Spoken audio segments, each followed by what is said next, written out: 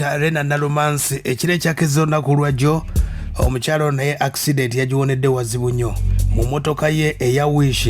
Abajjukira omukyalo ono yaliko mu kibiina kye bayita The Dream Girls ekya fire eky'omukulu gwe bayita Ediawe, mwalimu Anita The Diva, Leila Kayondo ne Rena Nalumansi.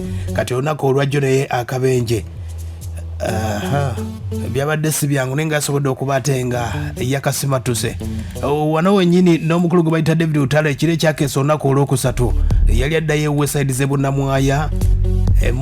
Waliwo emmotoka yamuli mu maaso kiroole kyalemerera omugoba waakyo, ndowooza giya ateekamu giya nga tezigenda mu maaso.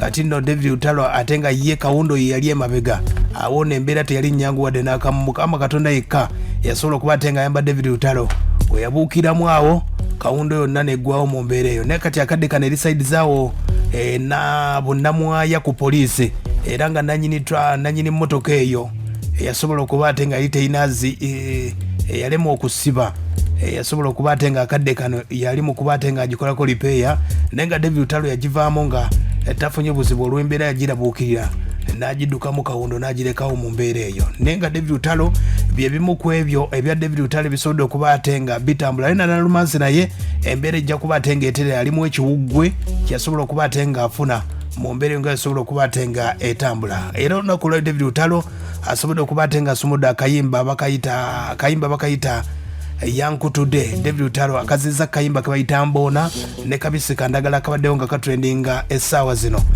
Katulinawo akayimba kano kankasumulula okawulire.